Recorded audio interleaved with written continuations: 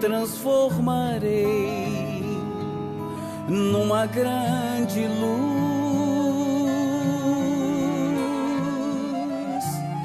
porque eu sou luz, eu tenho a luz, e eu me transformarei numa grande luz. Boa noite para vocês de novo, né? Agradeço o convite de novo da família por estar aqui com vocês e por vocês estarem aqui esta noite, meu irmão. É um prazer de novo estar aqui. Não levantarás falso testemunho é o 8º mandamento da lei de Deus de Moisés, são 10 mandamentos, o 8º é não levantarás falso testemunho. Que no Evangelho segundo o Espiritismo não tem isso escrito com essas palavras, não tem dessa maneira. Lá está escrito de uma outra maneira, que está ali para vocês. No capítulo 9, bem-aventurados os brandos e pacíficos. No item 1, injúrias e violências. Então aqui, não levantarás falso testemunho, diz respeito a um único pedacinho que está escrito aqui. Injúrias. Só trocou o nome, mas significa mais ou menos a mesma coisa. Olha lá. Vamos ver o que está escrito no capítulo e aí depois a gente conversa um pouquinho sobre injúrias. No capítulo 9, e no item injúrias, está lá no item 3. Ouvistes que foi dito aos antigos: não matarás, e quem matar será réu no juízo. Pois eu vos digo que todo o que se ira contra o seu irmão será réu no juízo. E o que disser a seu irmão raca será réu no conselho. E o que disser és louco, merecerás a condenação do fogo do inferno. Mateus 5, 21, 22. Por essas máximas condenou a violência, a cólera e até mesmo toda expressão descortês para com os semelhantes. Raca era entre os hebreus uma expressão de desprezo que significava homem reles ou era pronunciada cuspindo de lá. Mas porque uma simples palavra pode ter tamanha gravidade para merecer tão severa reprovação de Jesus? Está lá no Evangelho de vocês, por isso que eu estou lendo rapidinho. É que toda palavra ofensiva exprime um sentimento contrário à lei de amor e caridade, que deve regular as relações entre os homens, mantendo a união e a concórdia. É um atentado à benevolência recíproca e à fraternidade, provocando o ódio e a animosidade. Porque depois da humildade perante Deus, a caridade para com o próximo é a primeira lei de todo cristão. Então, Jesus condenava, ou condenou, desde aquele tempo, inclusive palavras de baixo calão a serem ditas para outras pessoas. Daí vem, não levantarás falso testemunho da lei de Deus para Moisés. E Jesus só confirmou esta lei. A única coisa é que ele mudou um pouco as palavras.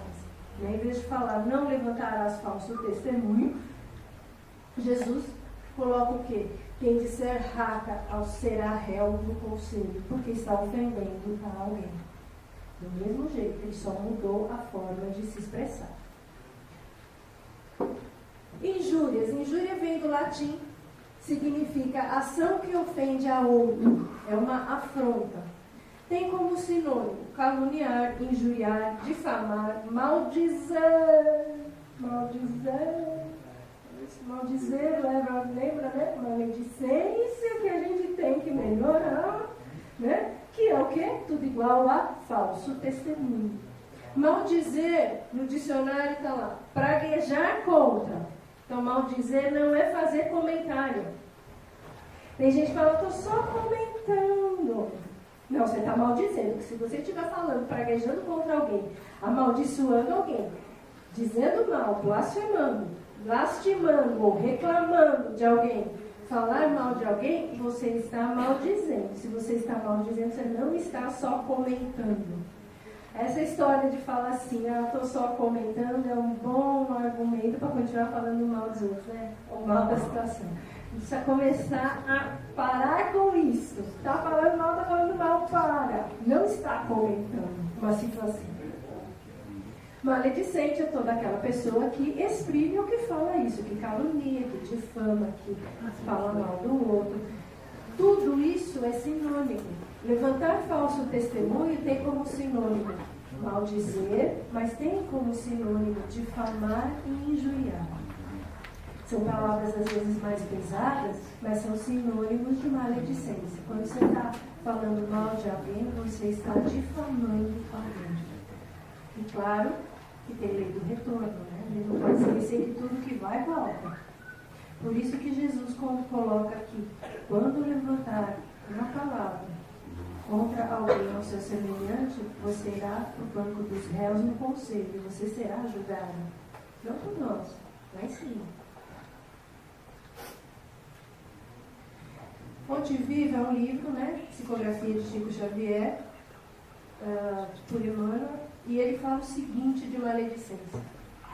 Maledicência é enxergar os defeitos e pontos frágeis dos outros, coisa que a gente não faz. A gente não vê defeito em ninguém, a gente só vê qualidade. Tá? Então a gente não é nesse ponto, a gente consegue não ser maledicente, certo? Muito bem. Emmanuel. Perdem tempo denegrindo a imagem alheia. Aquela pessoa está gorda, aquela pessoa está não sei o que, está com o nariz torto, o cabelo não sei o que jeito. A gente não faz isso. A gente não fica se preocupando com o outro, né? A gente não fala mal.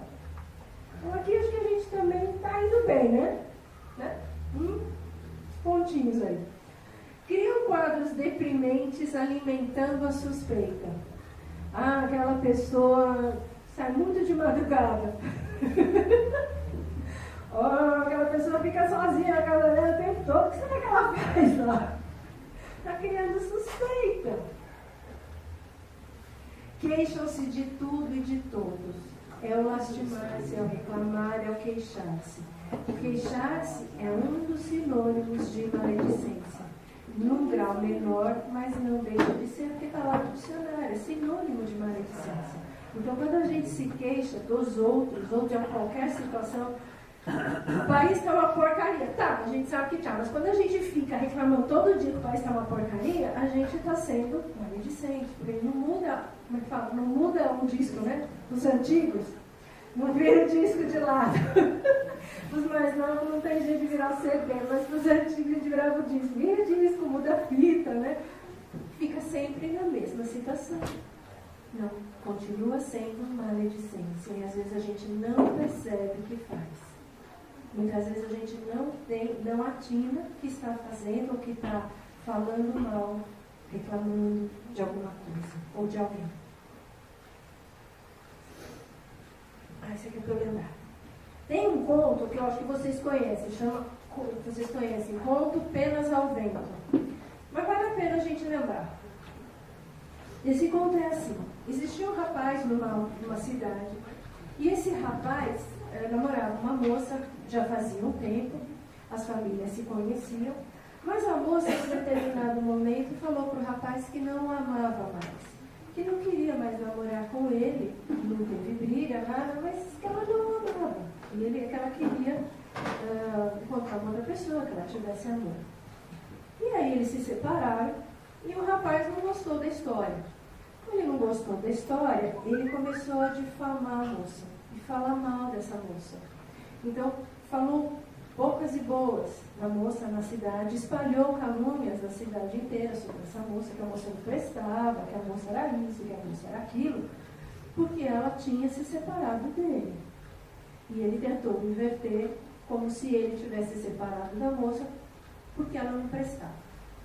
Muito bem, passaram-se uns 2, 3 anos, esse rapaz encontrou uma outra moça, se apaixonou e casou.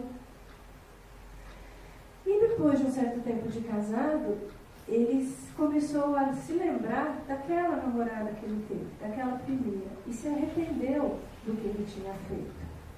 Ele se arrependeu porque aquela moça que ele ficou falando mal, que foi a sua primeira namorada, ficou sozinha. E ninguém conversava com ela. As moças da cidade, as famílias tinham proibido as filhas de conversar com aquela moça. E ela ficou isolada e nunca mais encontrou alguém com quem ela se apaixonasse ou se relacionasse, por conta do que ele espalhou. Diante disso, ele resolveu ir conversar com o padre para se confessar, com o padre da cidade. Então foi ele se confessar com o padre, contou a história e o que ele poderia para ser perdoado do que ele fez. E o padre falou, olha, vamos fazer o seguinte, antes de eu dar o perdão, né, para você. Vai lá na sua casa e traz um travesseiro para nós aqui, um travesseiro bem grande de penas. Aí ele achou estranho, mas em todo caso ele foi.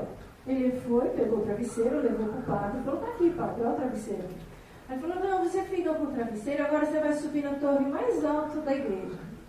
Ah, tá. E aí o padre falou, a hora que você chegar lá em cima, você rasga o travesseiro e deixa todas as penas sair. Todas, não deixa sobrar nenhuma. Tá bom, padre. E o rapaz lá foi, achando que aquilo era a penitência dele, né? Foi lá, subiu, rasgou o travesseiro, deixou todas as penas no ar e desceu para falar com o padre. Falou, pô, padre, tá feito o trabalho, o serviço está feito. Estou perdoado? Já cumpri? Pode me perdoar? Aí o padre falou para ele assim, falou, olha, agora é que vai começar a sua penitência. Ele olhou e falou, como assim? Falou, você vai pegar e agora você vai juntar todas as penas sem faltar nenhuma e colocar de novo no travesseiro, dentro da fonte. Ele falou para o padre, mas isso é impossível, padre, eu não tenho, porque o vento espalhou isso para muito longe, eu não tenho como juntar. E aí o padre respondeu para ele assim, eu posso te perdoar, meu filho, do que você fez, mas jamais você vai conseguir restaurar o que você fez à família dessa moça e a essa moça. Não tem volta. E aí a gente começa a pensar no seguinte,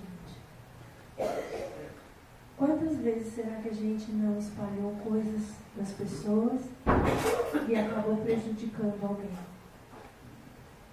Ou além disso, quantas vezes a gente não ouviu coisas de alguém sem saber da história, acreditou e passou para frente? Então a maledicência, ela é sorrateira, porque ela pega tanto aquele que fala, quanto aquele que ouve e ainda passa para frente. Por isso que é um tema extremamente difícil de conversar e extremamente difícil de se controlar. Porque a gente pode controlar, mas muitas vezes a gente não faz. Por que a gente não faz? Porque o ser humano tem a péssima tendência, e é do ser humano, a péssima tendência de sempre se encantar com as coisas ruins. Tudo que é ruim, ele se encanta. Tudo que é ruim, ele atrai. Tanto é que tem os programas de televisão, né? Aqui a Amora da vida, que não sai da televisão. E programa bom que tinha na cultura sai, porque ninguém assiste. Porque o ser humano tem essa tendência. O ser humano é assim. E o ser humano vem pra cá para lutar contra as suas tendências, né? Claro, vai ser fácil? Não, não vai. Mas se a gente sabe que a gente tem tendência a isso, a gente tem que lutar contra, porque essa é a nossa evolução. E isso daqui faz parte. Como já ouvi uma vez falar, é assim, né? Ninguém fala. Vir pra cá não é fácil. Ninguém falou que era fácil vir aqui e evoluir. Mas também ninguém diz que é impossível. Então, é bom a gente fazer a nossa parte. E pensarmos naquilo que a gente fala. Pensarmos naquilo que a gente ouve de terceiras pessoas, criticando alguém, criticando uma situação, criticando qualquer coisa. Muitas vezes não é verdade. Muitas vezes é para denegrir. E a gente vai ver por quê. E aí o bicho pega. Cada vez vai pegar um pouquinho mais. Antes de chegar lá no porquê que o povo faz isso, a gente tem Richard Simonetti nesse artigo, não é artigo, né? Nesse escrito que ele escreveu que chama A Voz do Monte, é uma passagem dentro de um livro. Ele fala o seguinte sobre a maledicência. É um dos maiores flagelos da humanidade, mais terrível do que a agressão física. Fere a dignidade humana, destrói existências. Com a maledicência, a gente pode destruir uma vida, pode destruir um local, pode destruir um trabalho, pode destruir uma família, pode destruir muita coisa, só com as palavras. Por isso que a gente tem que tomar muito cuidado. Porque na lei de ação e reação, quando voltar para destruir quem falou, vai ser feio também. Então são dois lugares sendo destruídos. Aquilo que a pessoa difamou e mais ela depois na volta. É muita destruição. É muito triste de ver. Ele ainda coloca o seguinte, que é uma arma extremamente perigosa em qualquer pessoa. Não tem idade. Até uma criança pode falar mal. Porque basta ter um pouquinho de maldade no coração.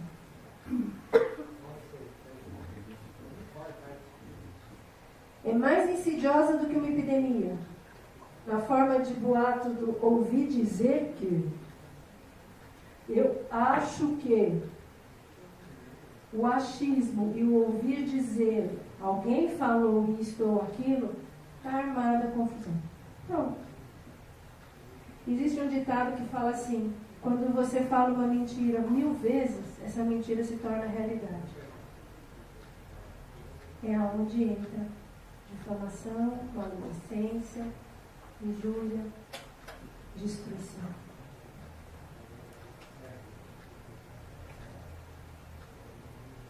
As palavras podem machucar, podem desestimular, podem separar, podem enganar, podem destruir, podem corromper. A gente não precisa ir longe, né? A gente tem a situação que nós passamos aqui no nosso país, que as palavras corromperam as pessoas, destruíram um país, né? O país está falido, desenganaram. É só olhar em volta, tá? O que aconteceu com o país. Por palavras. Isso é um âmbito do país. Agora, isso também pode acontecer entre famílias. Um irmão que não se bica com outro irmão. A irmã que não bica com o cunhado do não sei quem, que cunhado que é, não sei das coisas. A sobrinha que tem ciúme da outra sobrinha e fala mal. Também tem pertinho. Também tem. Né? Tem de tudo. Porque quando não se sabe, se dá vazão a este hábito negativo, vamos dizer assim. Porque não é uma virtude, é um hábito negativo. Então se dá vazão. Quando se sabe disso, a gente tenta evitar. Não que a gente não vá derrapar, que a gente não vai errar. Mas a gente pode errar muito menos. Pode falar muito menos. Pode se policiar muito mais. E aí evoluir mais.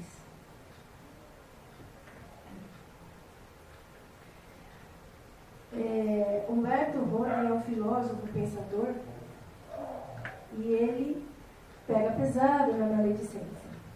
E está todo mundo olhando aqui para mim ler estatelado, porque não é um tema fácil, né? E todo mundo fica pensando nas coisas que fez, assim como a gente dá palestra, fala do tema também. A gente também fica, porque nós somos humanos. Mas se a gente não toca nessas feridas, nessas dores dos seres humanos, como é que o ser humano vai se transformar no ser melhor? Não vai. E aí, sabe aquela história que vai para um planetinha de dinossauro? Pois é, vai para um planetinha de dinossauro. Aí não tem celular, não tem televisão, não tem água quente, não tem essas coisas lá. Não é muito bom, né? Não é bom. Se a gente evolui, a gente tem chance de ficar num planetinho um pouquinho melhor. É a regra, é a norma. E isso não vai mudar, porque é lei de Deus, leis do universo não mudam. A gente muda, as leis universais não. E se alguém assim fala, não, eu não vou, eu não acredito nisso, olha, melhor começar a pensar. Melhor começar a pensar. Porque isso existe, é real e está escrito nos livros dos evangelhos que a gente tem, o Evangelho Espírita também. Né? Tem um capítulo do Evangelho Espírita, deixa eu tentar lembrar. Muitas moradas na casa de meu pai. Eu acho que é o capítulo 3. No final desse capítulo, tem um item lá que são as moradas futuras, ou como é que serão as moradas, né? Tem um trechinho lá. E nesse trecho, nas partes finais, acho que é na penúltima, está escrito assim, que originários deste planeta Terra são os indígenas. E dos indígenas, muitos conseguiram evoluir, aprender as leis de Deus e estão em planos melhores. O restante são estrangeiros vindo de outros países, de outros orbes, porque eram obstinados no mal em outros orbes. Alguém aqui é indígena?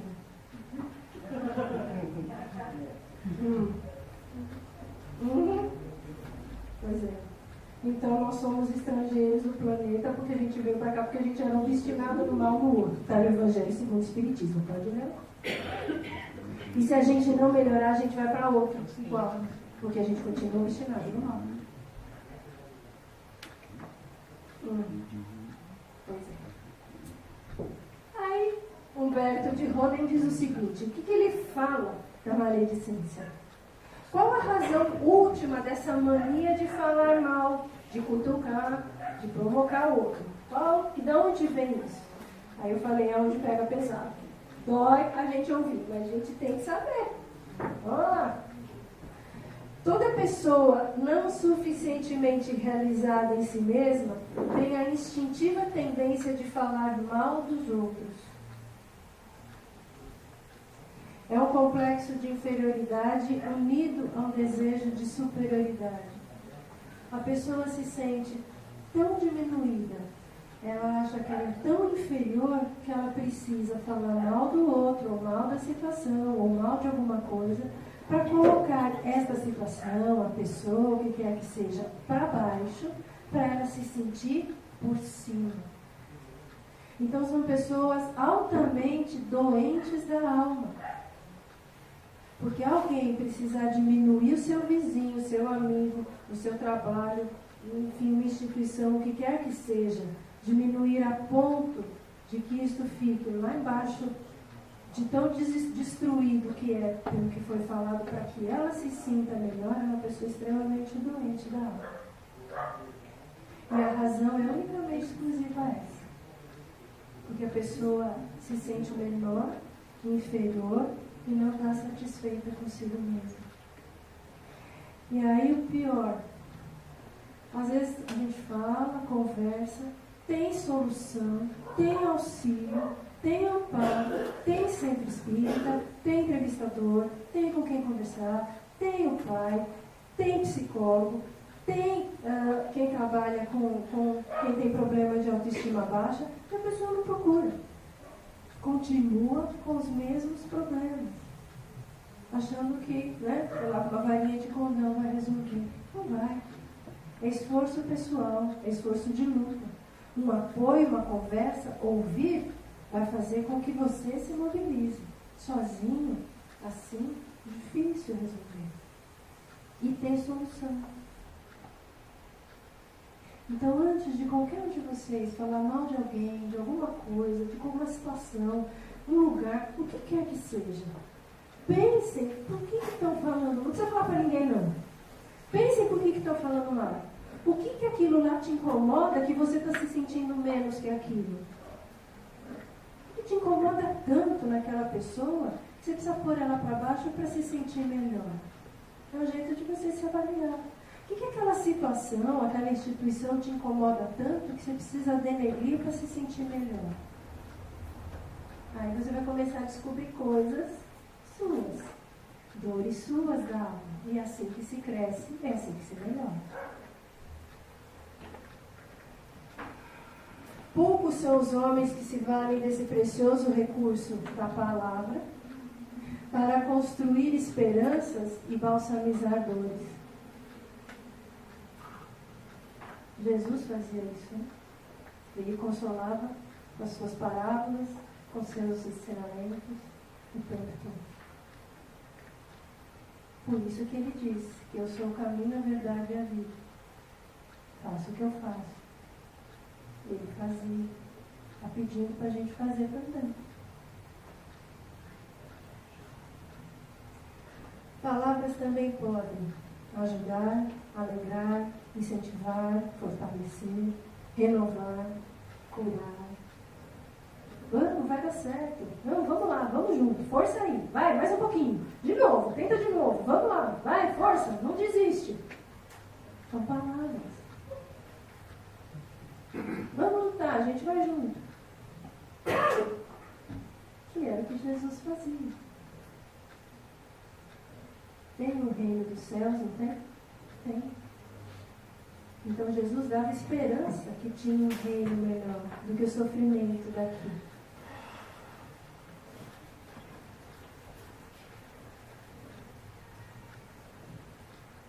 Infelizmente, não aprendemos ainda a virtude do silêncio ou da palavra salutar. Falamos demais, descambando muitas vezes em maledicência. Quando a gente fala demais, é porque a gente não sabe o que a gente está falando. Os pretos velhos, na sua sabedoria, nos falam que quanto mais simples, mais eficaz. Então eles falam pouco. Porque falando pouco, eles são mais eficazes. A gente é que não aprendeu com eles ainda. Estou errado? A gente é que não sabe fazer direito. Mas a gente tem os exemplos.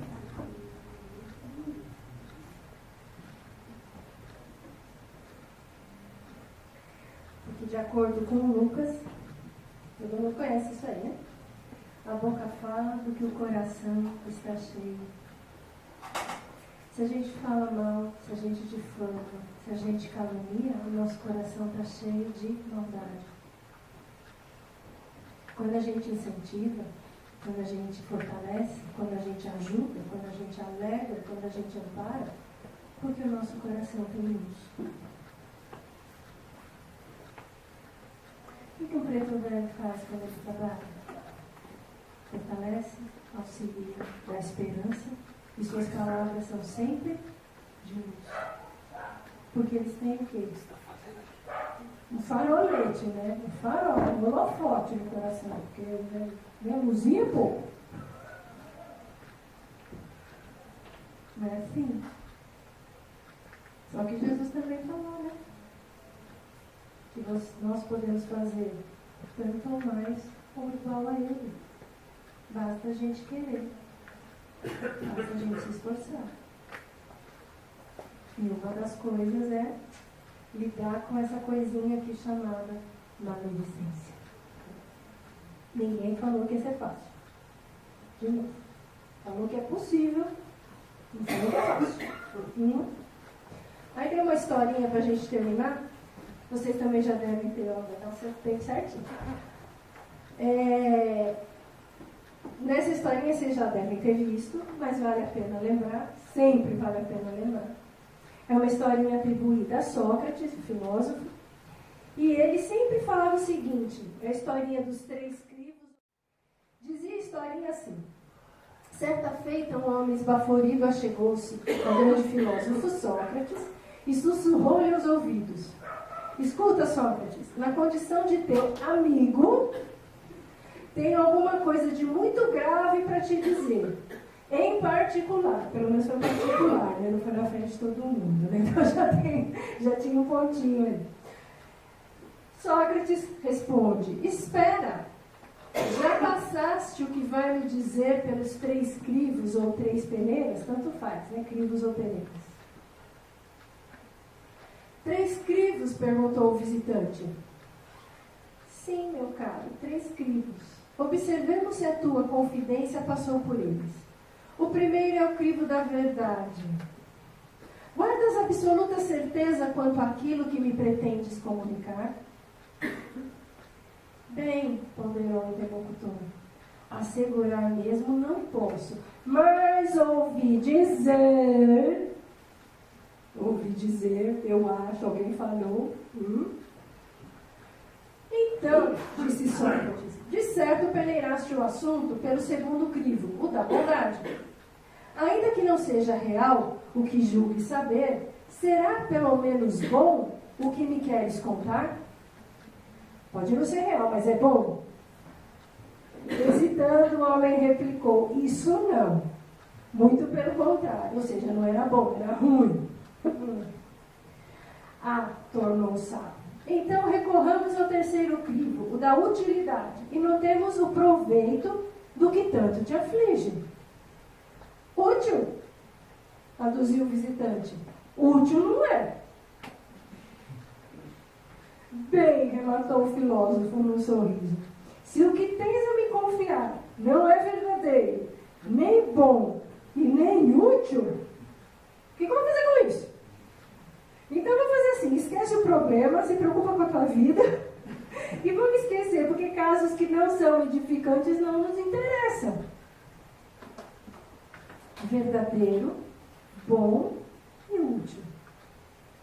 Se não for verdadeiro, não for bom e não for útil, ou pelo menos um desses, para que eu vou apurrinhar os ouvidos do filósofo ou do meu vizinho? Deixa para lá. É a historinha das penas ao vento. Ou você fala, ou às vezes você ouve o que o outro está passando para frente. Eu ouvi dizer, cuidado com o que ouve. Nem tudo que vocês ouvem, ou que ouvimos é verdadeiro. É bom, é útil. Nem tudo que a gente fala é verdadeiro, é bom e é útil. A gente precisa passar a analisar isso para começar a tentar a mudança dessa forma de conversar, para evitar a maledicência, as injúrias. Né?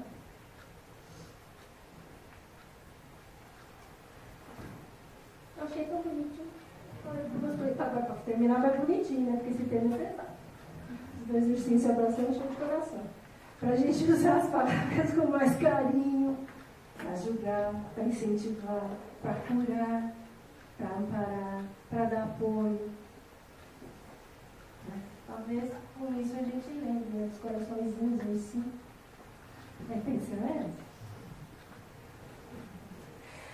Para finalizar, está dando meu tempo, a gente vai terminar com uma frase de Madre Teresa de Calcutá, que foi canonizada faz pouco tempo, mas ela dizia o seguinte: palavras gentis podem ser breves e fáceis de se falar, mas seus ecos são intermináveis.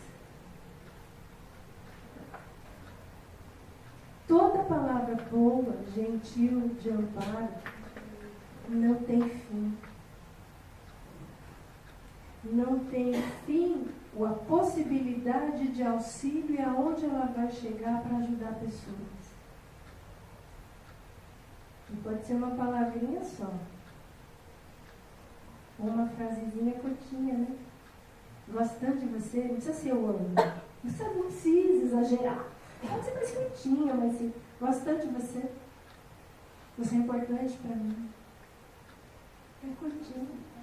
E vai funcionar por um dia, às vezes semana.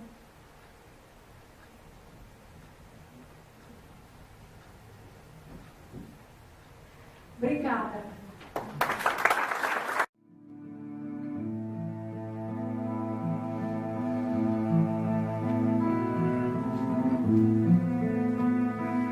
Meu coração está de portas abertas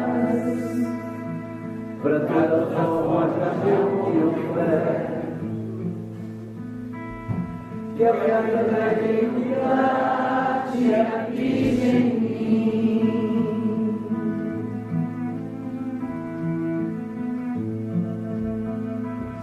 Na solidão de uma prece eu peço sabedoria no caminhar,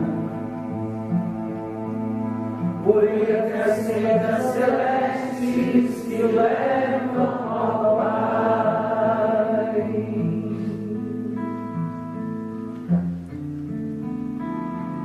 Anjos divinos me ensine a ser forte, aceitando as minhas fraquezas, seguindo Francisco de Assis, Chico Xavier e Jesus.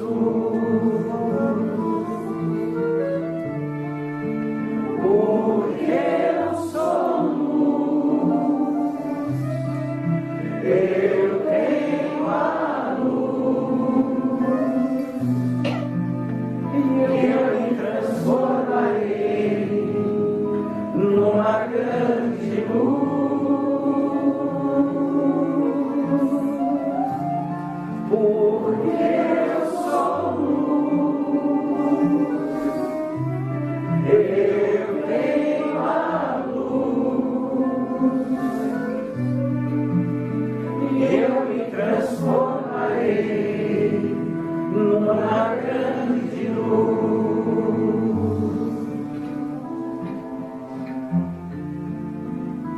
Anjos divinos, me ensine a ser forte,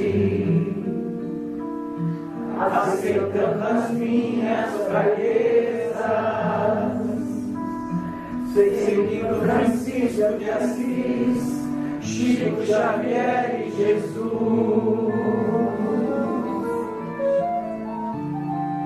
Porque eu sou luz, eu tenho a luz, eu me transformarei numa grande luz.